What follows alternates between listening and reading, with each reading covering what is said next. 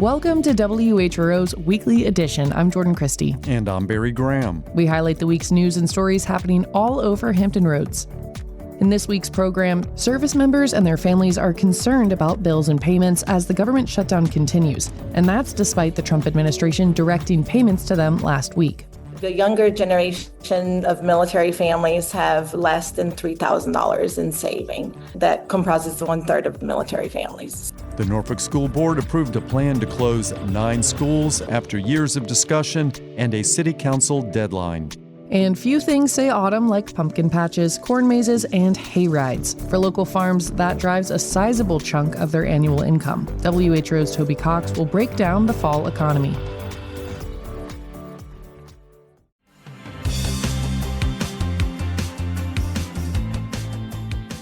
It's WHRO's Weekly Edition. Virginia Beach's City Council adopted much of its legislative agenda, a list seeking help from state lawmakers. But as WHRO's John Doucette reports, one key request to protect farmland still needs fine-tuning. The council seeks tools to deal with short-term rental operators who ignore the rules. It also wants the state to clear a regulatory hurdle for an environmental project in Back Bay. One top priority is helping the resort city address concerns about e-bikes. Vice Mayor Rosemary Wilson calls them a safety issue. People are going to continue doing the same thing they're doing now, tomorrow, next year, unless there's enforcement. Another matter is on hold, but it could come to a vote next month. The city may seek a charter change allowing a greater threshold of council votes to approve some land use changes in its rural area. The request is being rewritten so it doesn't impact an important farmland preservation program. Overall, the idea has support. Here's Virginia Beach Farm Bureau President John Cromwell. The fact that 9 votes out of 11 is certainly more than 6 votes out of 11, so it just adds that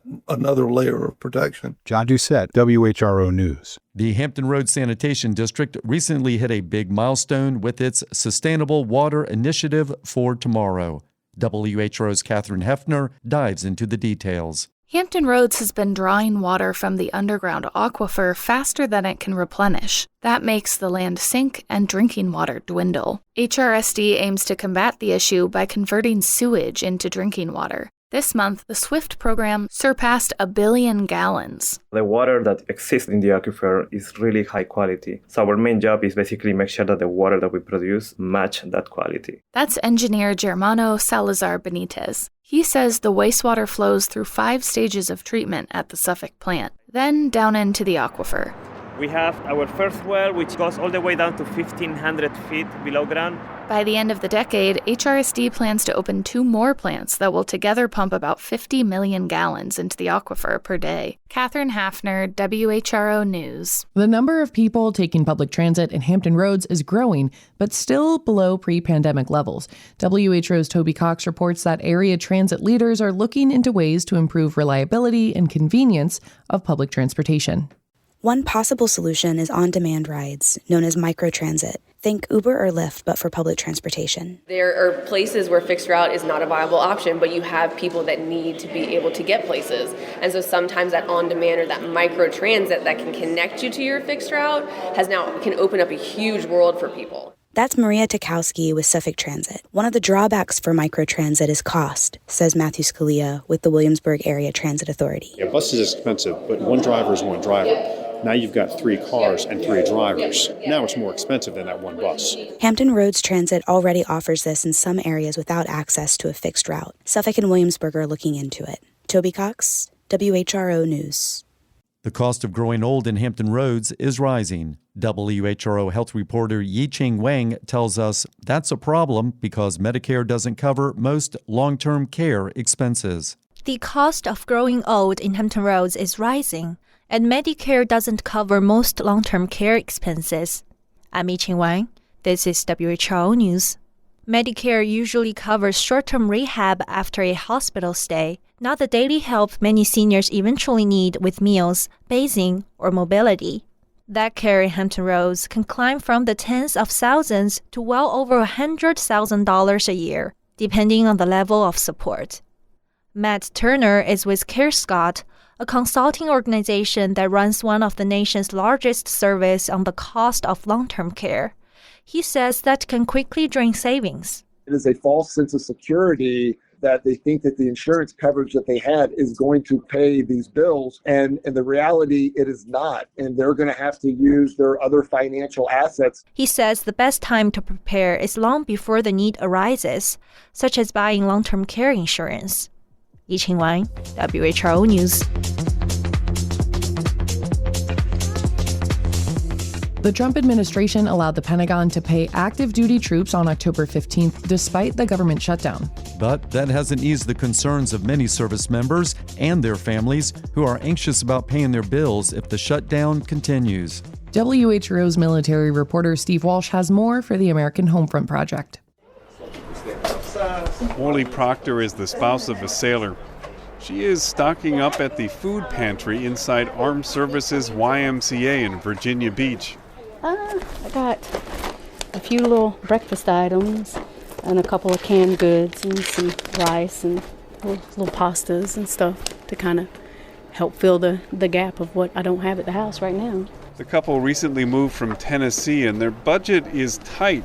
Her husband is still being paid so far, but that doesn't remove the anxiety the couple has been experiencing since the shutdown began. She's started delivering for DoorDash. What I'm having to do to get out and supplement to make sure that we've got food and make sure that we have everything that we need, and wondering how we're getting our bills paid. Some days the Y has to close the pantry early because they run out of food. Food insecurity has long been an issue, especially with young military families. Armed Services YMCA operates 22 food banks near installations around the country, serving 136,000 military-connected families annually. National spokesperson Doreen Ocam says there's been a 30% increase in demand since the shutdown began. In Texas, there was a lady who was a week and a half away from giving birth who had to wait in line for an hour and a half because she was understandably concerned that she wasn't going to have the food that she needed after she had her babies. During the Biden administration, spouses were encouraged to work for the federal government, including at local bases. Those civilian workers haven't been paid since the shutdown began. Don Cutler of the Navy Marine Corps Relief Society is encouraging troops to cut back in case future paychecks don't arrive on time, and to stay away from high-interest payday loans. Am I going to get evicted? Am I going to have my car repossessed? Can I put food on the table? Can I get to work? Those kinds of things are very real for our service members. The group processed $317,000 in emergency bridge loans to 255 clients in just the week leading up to October 15th. The group provides financial management assistance, especially for junior enlisted sailors and Marines with families. Daniela Hines is a Navy spouse who works with the nonprofit Blue Star Families. Hines recently moved to Norfolk. It is a critical time for military families. We're trying to adjust to our new communities. The cost of living is different from one community to another. Cost of the move, the loss of job for some, the loss of income for others. She says the shutdown came just after PCS season, or permanent change of station. Each year, more than 400,000 military families move around the country or around the globe.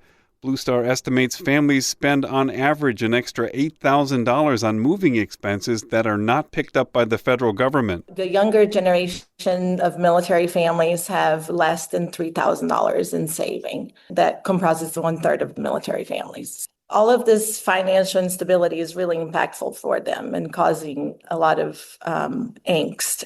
Congress has passed legislation to allow troops to be paid during previous shutdowns.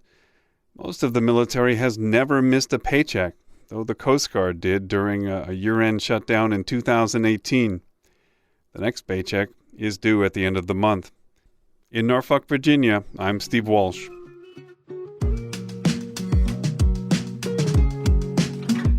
Still ahead on Weekly Edition, Virginians are worried that the government shutdown will prevent continued federal food assistance next month. But first, Hampton Roads officials are finalizing the region's first climate action plan.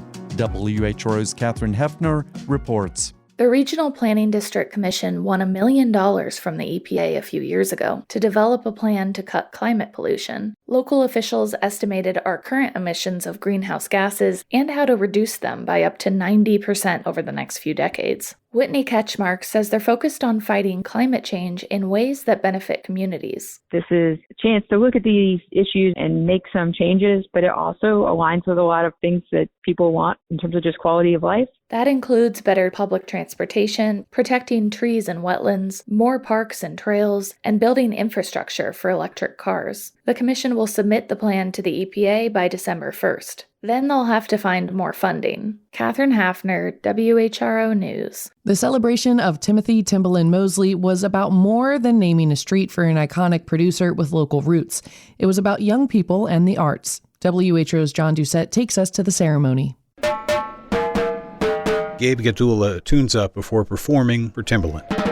Gatula is 17, a percussionist with the Salem High School Band. We're here to perform a very popular pop song of his, and we've been working pretty hard on it. Timbaland Way weekend included the naming of a street, a parade, a pep rally, and bestowing a key to the city. Virginia Beach students were part of the celebration, especially those in the performing and visual arts. The Grammy winner noticed their efforts and offered some words. Imperfection is perfection. Just be what your soul plays, and I think those kids played their heart out. Gatula says he wants to go into nursing, but he wants to keep performing music in college and beyond. I respect his interest in producing music because I also am interested in producing music. John Doucette, WHRO News. No Kings protests were held across the country last weekend to protest the policies of President Trump. There were 4 planned in Hampton Roads. WHRO's Nick McNamara took us to the Williamsburg protest. Several Williamsburg protesters hearkened to the city's Revolutionary War history when it was a hotbed of anti-monarch sentiment. Demonstrators mixed angst, anger, and humor on signs decrying policies and actions by the Trump administration. Jessica Anderson, Democratic candidate for the 71st House of Delegates district, told attendees that Virginia's November election makes it a bellwether state. To set the tone for the rest of the nation and send a message to Donald Trump that we are not going anywhere. Protesters overflowed the lawn of the Williamsburg James City County Courthouse, with many waving signs and flags to the approval and occasional jeer of passing traffic. Nick McNamara, WHRO News. After years of discussion and a deadline from the City Council, Norfolk School Board approved a plan to close 9 schools in the face of declining enrollment. WHRO's Ryan Murphy has more. Norfolk's City Council issued an ultimatum last spring to the school board: start closing schools to match the district's diminished student population, or the city would pull back funding. Months past the council's deadline, the school board authorized a plan to close and repurpose several schools across the city. Here's Board Chair Sarah DiCalogero ahead of the vote. Our hands have been forced with this plan, but we have gone through many iterations of this plan, and I stand fully behind it. I know it will be difficult, but our kids are resilient, and they will bounce back quicker than the adults. Under the plan, Norview Elementary School and the Willoughby Early Childhood Center will close before the start of the next school year in 2026. Others will close, move, or be repurposed in the years that follow. Freelance reporter Jim Morrison contributed to this story. Ryan Murphy, WHRO News. Norfolk Public Schools is a member of HRETA, which holds WHRO's broadcast license.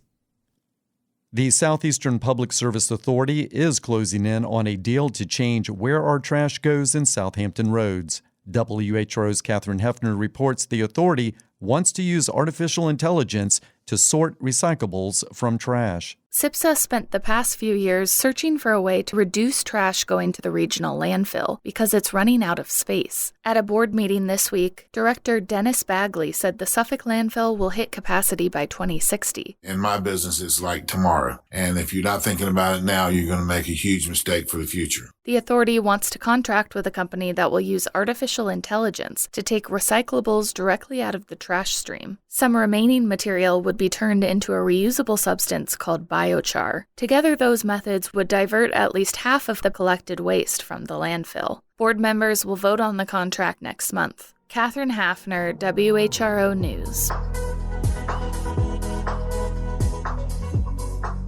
Virginia author Jody Lynn Allen has published a book that chronicles Black history in Hanover County.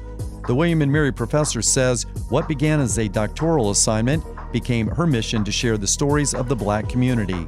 VPM's Lyndon German reports. Roses in December explores the culture of the county's Black residents from the mid-19th century through the end of desegregation in the 1960s, a period of time that wasn't kept in early records, according to Allen. The books that I found on Hanover, they're mainly about plantations, the flowers, the architecture. They don't talk about the enslaved, because that's not something people want to talk about. Through years of sorting through newspaper clippings, interviews, and letters, Allen uncovered stories of resilience, resistance, and her own joy in discovery. Again, but when you look, and you don't have to look that deeply, you find it. It's there. But you have to take the time to look. Allen says she hopes the stories will be heard for generations to come. Lyndon German, VPM News. The government shutdown is raising concerns about the continuation of federal food assistance next month. WHRO health reporter Yi-Ching Wang reports it could impact over 800,000 Virginians. Pantries from the Federation of Virginia Food Banks are already stretched thin, and the prolonged shutdown could make things worse across the state. Executive Director Eddie Oliver says pantry visits already rose 20% last year. SNAP benefits, also known as food stamps, could be paused if the shutdown continues into November. Inflation at the grocery store and affordable living crisis that many of our families are experiencing has put a lot of strain on our system. We're going to have a hard time meeting any additional demand that comes to our network as a result of the shutdown. 800,000 Virginians rely on SNAP benefits, and health experts say the impact goes beyond hunger. Poor nutrition can weaken the immune system and leave the body vulnerable, especially for pregnant women and children. Yi-Ching Wang, WHRO News. Some third graders visited the Hampton Roads Sanitation District through a program called Imagine a Day Without Water. WHRO's Catherine Hefner tagged along. Well, good morning, everyone. Students from Hampton's Aberdeen Elementary came to a facility in Suffolk where HRSD turned sewage into drinking water. They learned about dirty water. Do you guys want dirty wastewater just out in your street and in your yard, just sitting there all dirty and gross? No! And how it becomes clean, including experimenting hands-on with different types of water filters. Okay, grab on the bottom. What next? Baking soda. The baking soda, then what next? And then the filter pack. 8-year-old Maribel Desmond says she learned, we want to keep the water nice and safe and clean so we could safely drink it and the animals safely drink it and swim in it. Next time she flushes the toilet at home, she says she's going to think of all the water coming here to be recycled. Catherine Hafner, WHRO News. As power bills rise, the politics of energy are taking center stage in the race for governor. WVTF's Michael Pope shines some light on the issue. During a debate earlier this month, candidates for governor clashed on environmental issues. At one point, Republican candidate for governor Winsome Earl Sears said this. My opponent's only plan is solar and wind. Well, what happens when the sun goes down? There is nothing. Ms. Earl Sears. Well, what does happen when the sun goes down? What happens when the sun goes down is solar power is still available through storage. That's Blair St. Ledger Olson at the Virginia League of Conservation Voters. She says solar power can be stored in batteries. Battery storage is being used across the country, not just in power generation. Earlier this year, Governor Glenn Youngkin vetoed a bill that would have created targets for long-duration energy storage, including solar power when the sun goes down. In his veto message, Youngkin said the Clean Economy Act is failing, and he doesn't want to add new requirements to a law he describes as misguided. Michael Pope.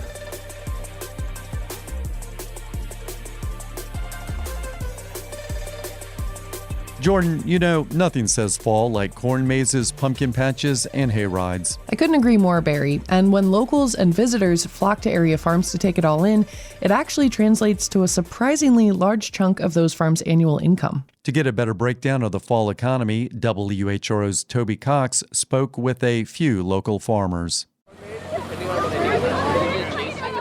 The sun sets on Hunt Club Farm. By day, people attend the farm's quaint fall festival. They browse the market for pumpkins and cuddle with the fluffy Highland calves. At night, things take a spooky turn.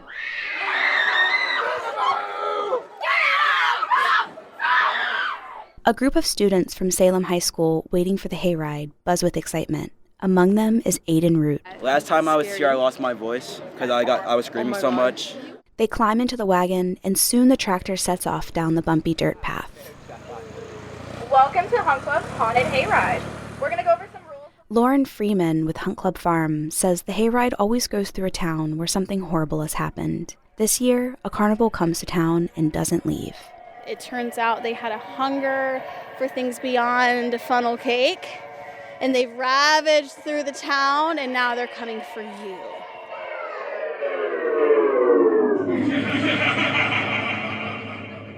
October ushers in a new flavor of tourism in Hampton Roads.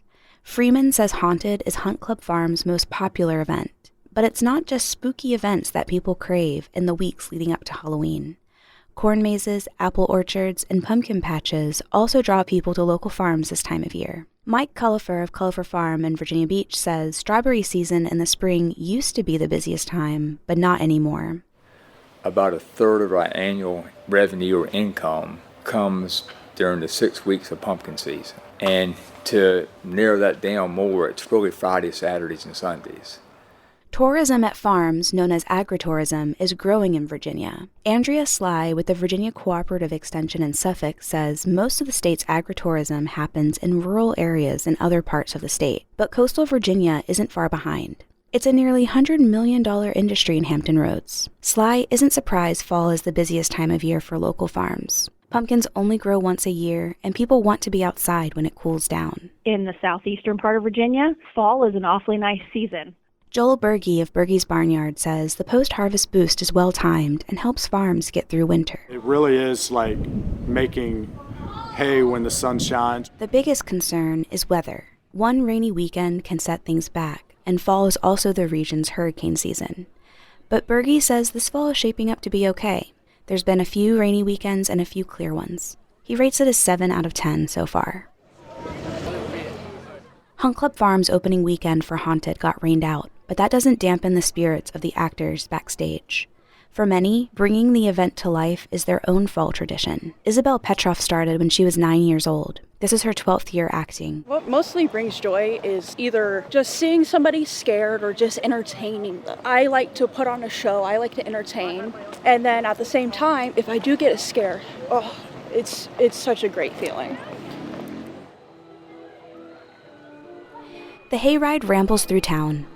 Unhinged carnival workers surround the wagon and few jump on. People gasp.